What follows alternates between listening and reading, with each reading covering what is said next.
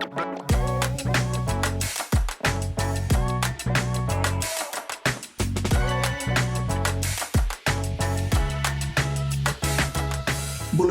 Litea.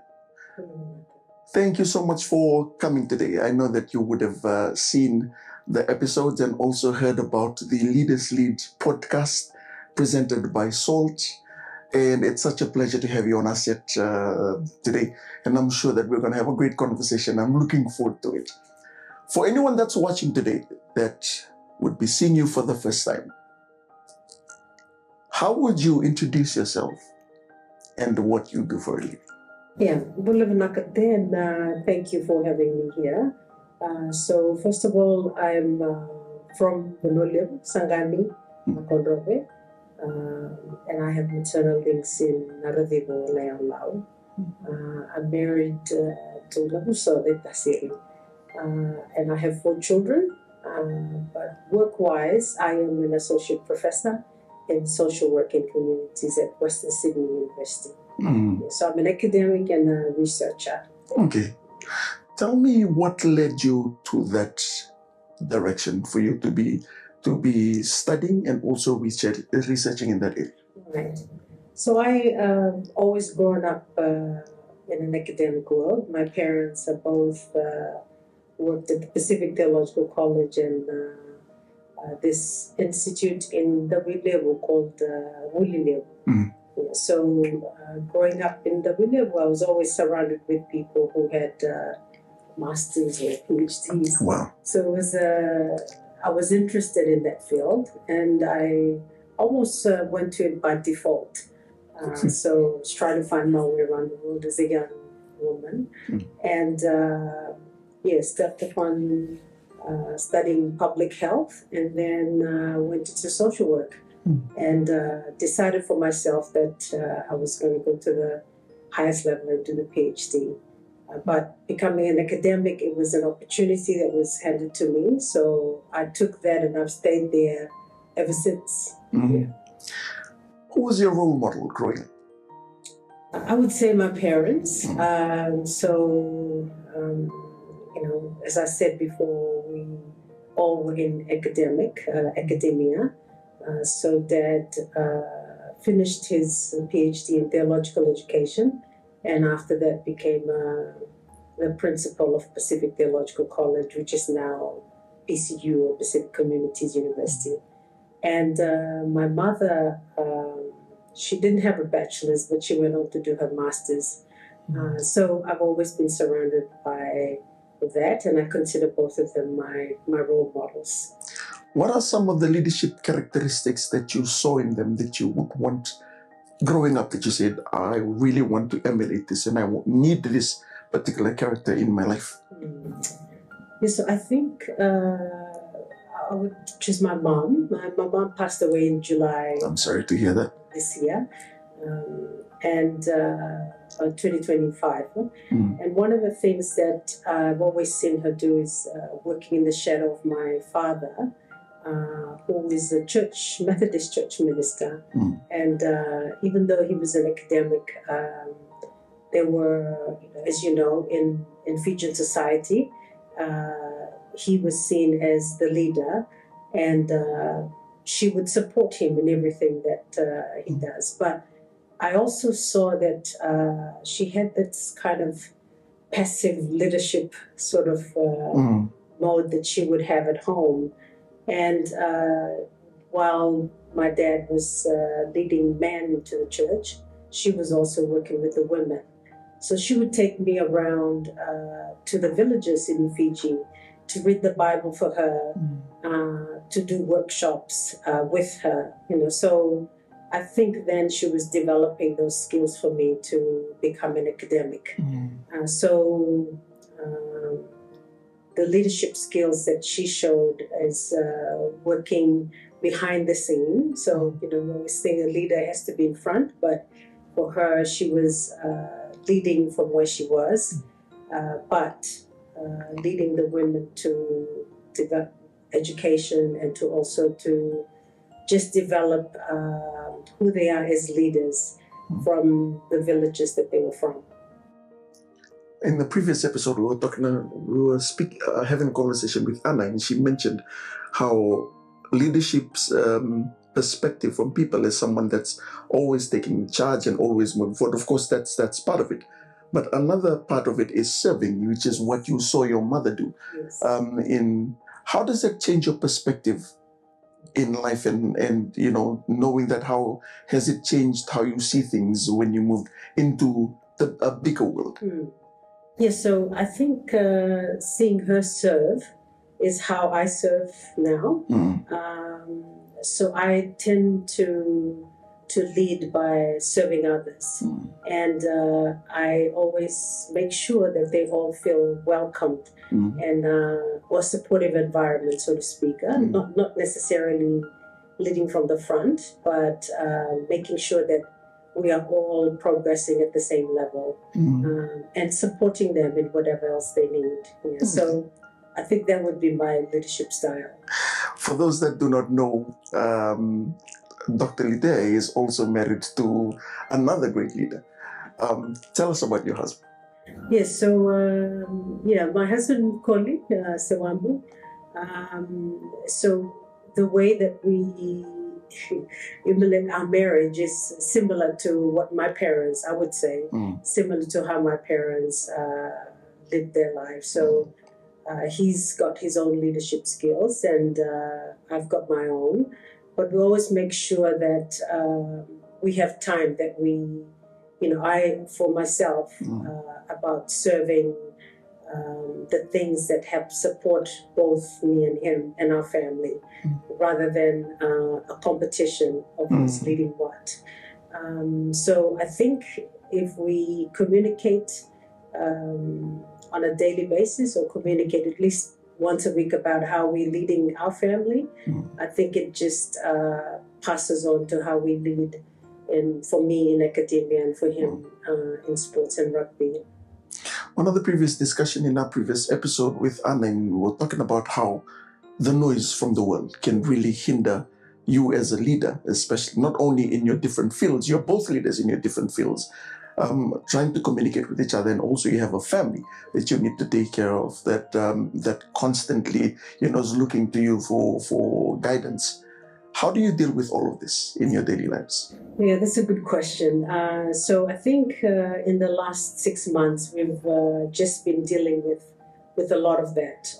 So not only being upfront in the media with Koli, but also managing the children and how they react to comments coming in from social media about their father. So for us, it was really important that we warn the children that this might be coming out in the next few weeks.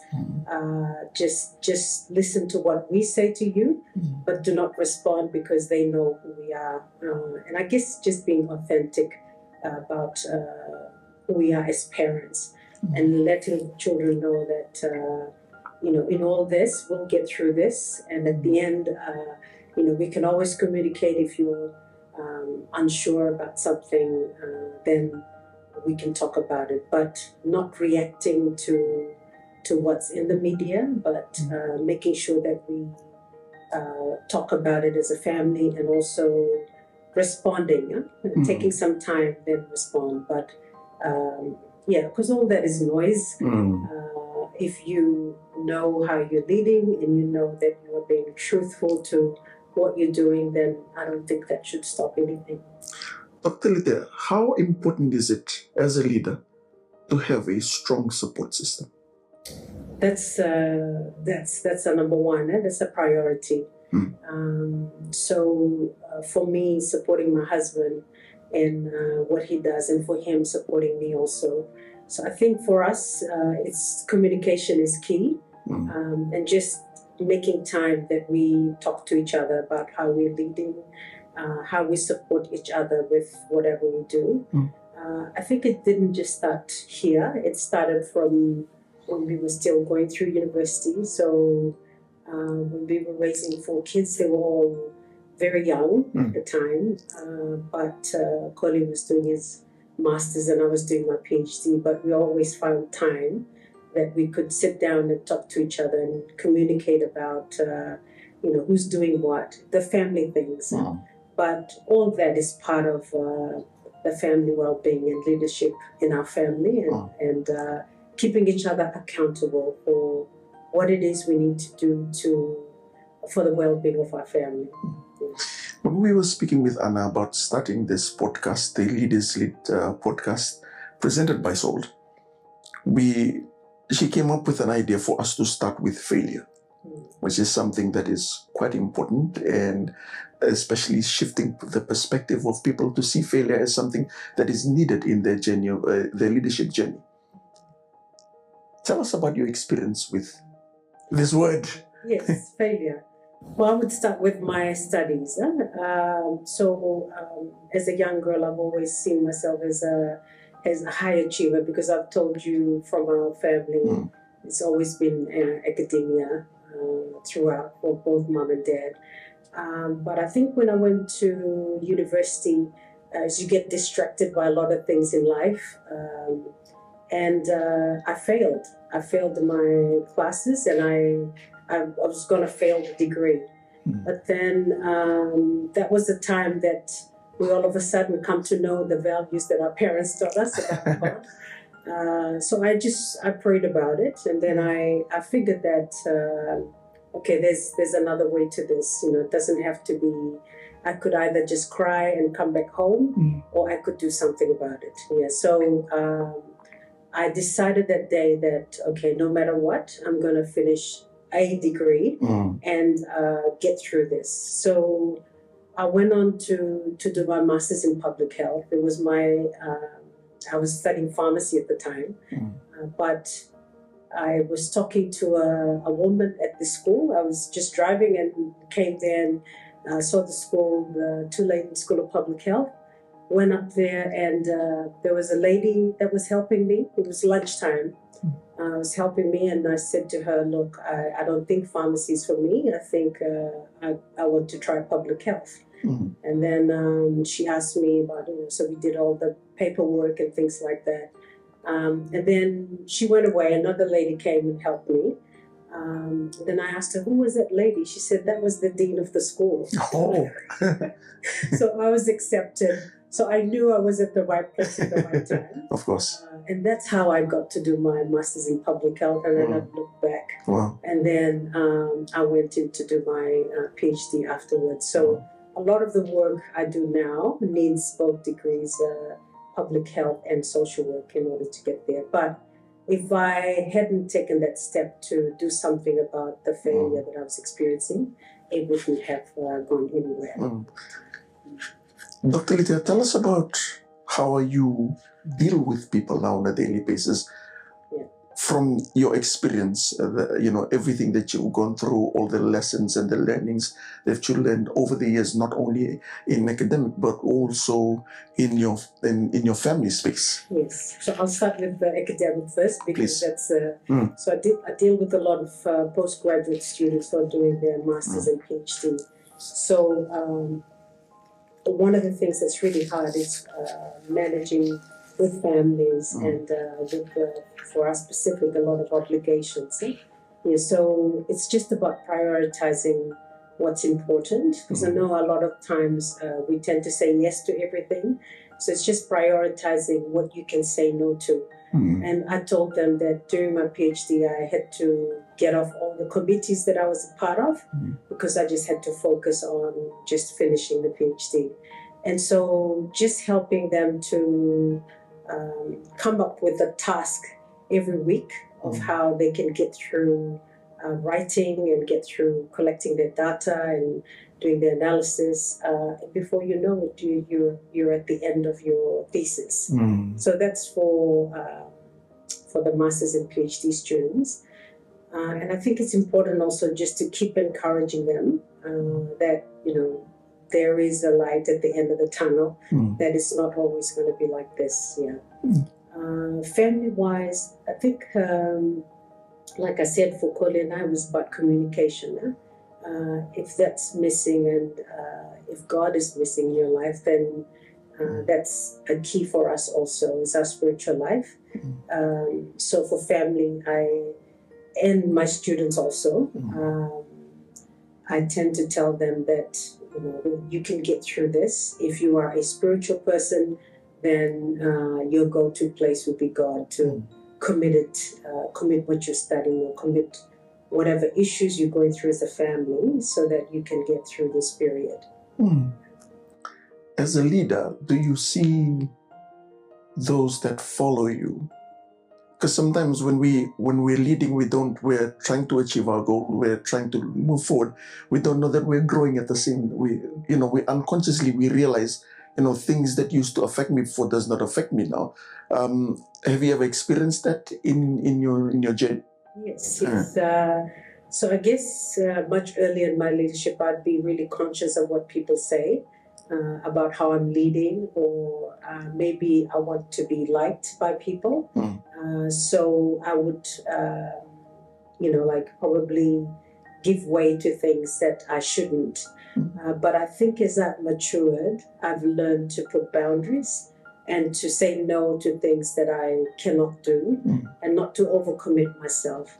So I think as a leader also, because we're used to being to say yes, it's important to prioritize what you need to be in, and to say no to things that you cannot do.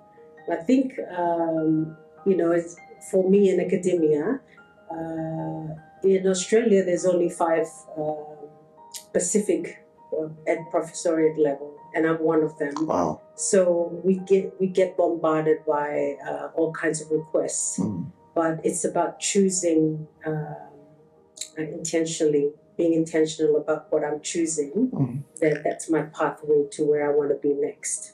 I think as a young academic, as a young postgraduate student, you tend to think that the world is your oyster. But saying yes to everything also can get you in trouble. But just being very strategic and being intentional about what you're choosing, that will get you to where you need to be. Did you choose to become a leader, or did leadership choose you? I think, I was thinking back, I think I've always been chosen to be a leader. Wow. Because I remember even in primary school, I was always chosen to be the form captain, to be to lead in that way. Tell the teachers who's naughty in class. Oh, you're the student that writes their names on the board. Oh, yeah, my enemy. Yes. Yeah, so everybody looked at me like with a different, oh, don't write me out.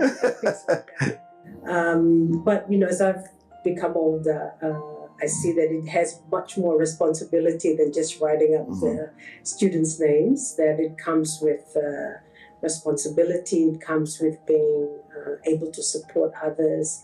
And for me, as I said before, it's about serving. So a lot of the way that I lead is about serving.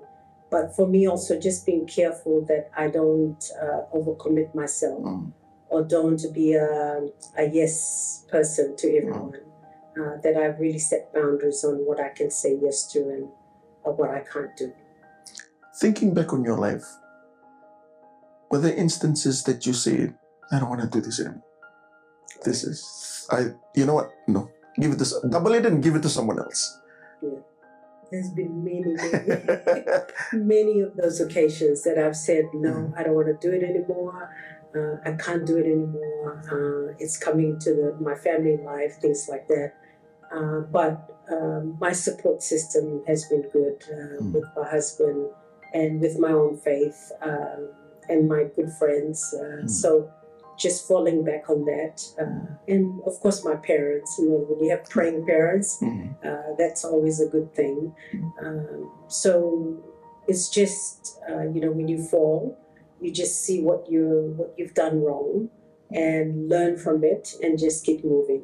I think that's, for me, has been a key to my growth as a leader, and just asking the people, what is it that I could change that could help me be a better leader?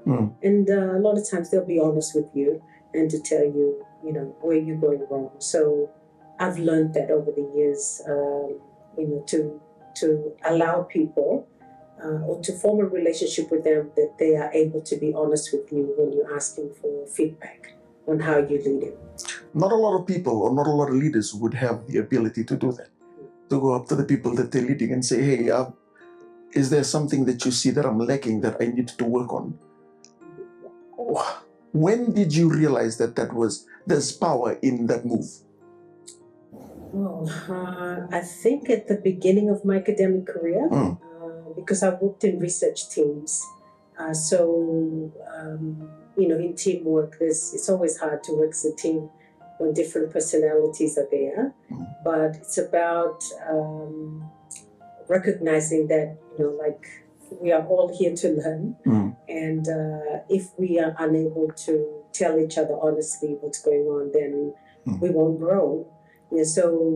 But there are other ways of doing that. If we can't talk openly to each other, then there's often the blind evaluations and things like that. I know my father, when I was growing up, I used to see how they did evaluation for their staff. And they used to have a paper plate on the back, everybody's back, the staff's backs. And the students would come and write things on that piece of the paper plate. So you'd never know who's writing what. And then the teacher would see it afterwards. Yeah, so I mean, there's that's traumatizing. Yeah, well, that's other ways of doing it rather than just telling them up front. Talanoa is a good way also of doing that kind of evaluation. So yeah, there are other forms of finding out how you're doing. Oh, I'm going to use that one. Thank you for that. Have you ever been led by a leader that you know does not have the characteristic of a good leader? And how did you deal with that? Well, don't mention their names. No. There has been a couple of times, but I have learned, as I said, much earlier in my career, it was hard because I was reacting to things that was said to me. But as I've matured, I've really learned to respond, think about what they say, or if there's a rude email that's come through and I was like, I want to reply. It's just taking time to, sleep over it and think about what it is that you're going to say. Consult some people, your set of friends that you trust, and then respond to that email or respond to what's being said. I mean, nobody's going to die if you don't say anything. So I think at the end of the day, it's probably how we feel or how we are insecure as a leader. And so when we react, we tend to emulate or we tend to reflect what it is that we are insecure about. So I think taking time to think about how you will respond helps with how you respond strategically about what needs to happen without criticizing that other person. So like I said, over the years, I've learned to not to criticize the person, but to talk about the style of leadership that they are, how they are leading, and offer some advice. Some you just can't offer any advice, so that's just a no-go. So I've had some leaders that I'm just like, okay, that's not going to help, or that they just won't listen. So I've just tended to just go with what they say, but I've also stood my ground on some of the things that I can't negotiate with the people who's leading me. Yeah, so I've come across leaders who have asked for me to do certain things that I cannot do, that is part of what I can't compromise my values. So for those, I've just said, oh no, I can't do it. And I've actually resigned from some, yes, because, it doesn't, if the leader doesn't see your value or doesn't see what you're all about, then I don't think I need to be in that. But, when I left, it was great. It was the best thing I did because I grew after that. Yeah. What is the hardest thing about being a leader? For me, it's about making the right decisions and just reacting to the noise that comes in. But I think if we stay true to the course of how we want to lead, and we are intentional and strategic about it, I think you'll be on the right path. And just having that circle of support system that will give you the right advice when you need it, to me, that's really important. As a woman, and also in your area, you did mention there's only 5 Pacific Islander in your position in Australia. Do you have to work hard to prove yourself? And also being a woman who's married to another leader, it's easy to fall under the shadow of your husband and what he's doing. How hard did you have to work in order for you to solidify yourself as a leader in your own right? Yeah. You want a scale of 1 to... Go for it.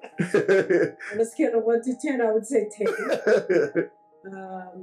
So I'll tell you a funny story about me and my husband. So we went to a function, and he was invited for that. And then, so they came and asked him, and they said, Dr. Sewabu, like him, Dr. Sewabu. And then it's like, okay, when did they call him? When did he become a doctor? And then they turned to me and said, so what do you do? So, like, I'm just his wife. Yeah. But, I've been in a lot of circles where people don't really know who I am, or don't just know him, and don't know what it is that I do. But like I said, that's the way that I serve as a leader. So I like to do that in the background, rather than a high-profile leader. But also in terms of academia in Australia, that's another circle that we really have to fight hard to get to where we are. There's a lot of competition, but also sometimes you're seen as the percentage that was given for people of color. Okay. So a lot of times you have to sit in meetings and in research circles that you say, okay, look, I'm here because of my merit and because of what I've done, rather than the percentage that you're thinking in your head. Yeah, so I've had a lot of those experiences, but I love it because it tends to put me, in an opportunity to talk about women of color, or that, as Pacific Islanders, we can do exactly what we're doing. We work 10 times harder, but we're here. If you had to go back and speak to your younger self, what would that conversation look like? Yeah, I think I would tell my younger self that keep doing what you're doing, and to just have that integrity at all times.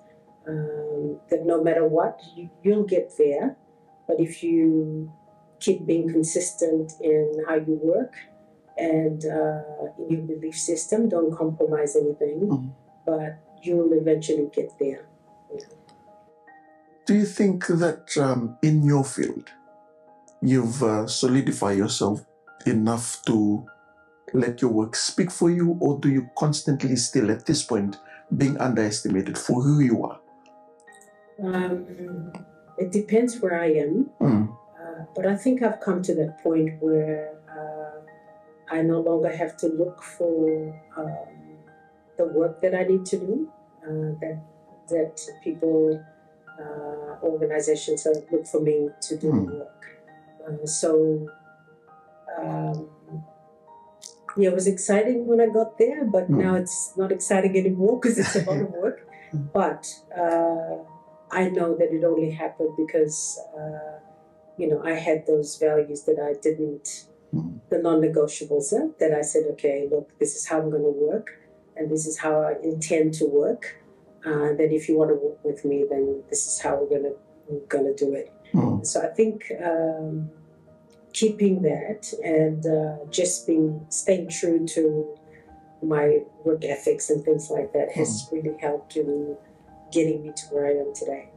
On the previous podcast episode that we had with Anna, we spoke about how you need to get over yourself. Everyone else has. How important is it that you get over your traumas and your bad experiences really fast so you can get to the next season of your life?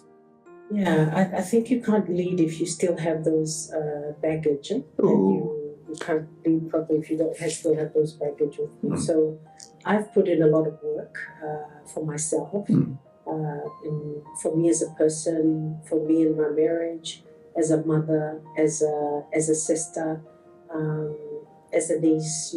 I've put in a lot of work to make amends with my past, and also just for where I want to be in future. Just making sure that I take steps to get to where I want to be. So I think the journey is still an ongoing journey, but eventually it'll happen. But I think I'm there at the moment, but I still have a lot of learning to do. I love how you say that there's a lot of learning to do, especially with leaders. They don't really have the capacity or actually the emotional intelligence to say that this is an area that I need help with, and I know that I still have room for improvement. Is it harder for you now? It's gotten easier for you to mention that. Has it been a journey for you to get to this place where it's now easier for you to mention, okay, I know I'm leading, but I also need a lot of improvement? Yeah. I think, like I said, I didn't know that I was one of the 5 Pacific professors, but getting there, it was almost like, because you're doing your PhD and you're thinking, oh no, I don't have to lead yet. Then all of a sudden you're it. People are looking at you like, okay, well, what's next? And so you're almost like forced into, step into that role without being prepared for it. So when you get to that role, I think for me what was important is having those set of friends that could really help me, my support network with my husband and good friends that really support me through that journey. And then just setting the vision of where I want to be in the next few years. But I'm still not quite there yet in terms of, just feeling the security of being a leader. Sometimes, when you're up talking as a leader, and like, okay, gosh, I'm here as a leader, so you have to kind of pinch yourself. Or you have to, am I doing this right? Kind of like that, I can't remember the word, syndrome that you have, imposter syndrome. Yeah, that you got to fake it till you make it. Sometimes it feels like that. So that's why I said I'm not quite there yet. I know that it's still an ongoing journey for me. But I guess consistency and staying true to my values as a young Christian woman, and also just as a person, that'll do. There are so many entrepreneurs that we have here in our country, and there are also some young entrepreneurs who are female. I'm not trying to make that visible, but I feel like there's something that we need to acknowledge, and also provide platforms that they might be helped. What is your message to young entrepreneurs who are also female, who's trying to break through into places, male-dominated areas? What is your message to them? Well, just keep doing what you're doing. Sometimes it's hard for us to navigate it because we feel like in our culture the men have always led, and we are seen as the behind-the-scene people. But I think if we keep doing what we're doing, to stay true to our values, as I've said before, and have a good hard work ethics, eventually you'll get to where you need to be. But just staying true to who you are. I think that's the key. What legacy would you like to leave behind? Wow, that's a hard question. The legacy for me would be that I'm someone that was inclusive, for people. I feel like I'm giving my funeral statement. Was inclusive for people, always able to make people feel comfortable as a leader, and also, for the younger generations, just to know that you can get to being a leader if you stay true to your values, and if you work hard, a good hard work ethics, you can get there. Okay, as someone who's been exposed to a lot of things, studying in this country and then moving abroad and studying there as well, being exposed to a lot more things that we have here in our country. When it comes to leadership, do you think that we have a long way to go? You can see I don't want to answer that question. It depends where you're leading. Yeah, so because if you're leading culturally in the village and all, that's a different kind of leadership. But I think the one thing that stays true wherever you're leading, I keep coming back, I sound like a broken record, but it's your values. It's your values and what you're willing to negotiate and what you're willing to, not the non-negotiables and the negotiables, right? So if you stay true and you know what those are, and just stick with those, I think you should be able to lead anywhere. If there's one thing you would want the viewers today who's watching this particular episode, out of everything we've spoken about today, your life story, where you are now, where you want to be, what is the most important message you want them to take away from this particular episode? I know I've talked about leadership as a whole, but I think for me, what's helping me stand as a young woman, or old woman, as a mature woman, is my faith. So if it wasn't for my faith, I wouldn't be where I am today. If it wasn't for my faith, I wouldn't have kept the marriage that I've been, or having the family that I have. So faith is my go-to place when everything else around me is shaken, when everything around me is going crazy, going wild. It's my faith that I go to. So my message would be to, if you have nothing else to fall on, it's your faith that you need to keep as a priority. And everything else will fall in place. If you believe that there's someone looking after you, there's a God. And, I mentioned this also before about having that inner circle of friends that and support system that that no matter what, they'll always be there to support you, to guide you. So it would be my two key things. And ask for what to do. Please, give us three. Two key things that I would think would be good for people. Such a pleasure to have you on our podcast as being the first guest. I feel like it's great that we're starting off, having guests on. You're the first guest that we're having today. And it's very important that we hear stories like this so that leaders who are watching will be able to be inspired by the words that you've just spoken. I'm so glad that you're here today. Thank you very much for giving us your time. Thank you very much. Minak.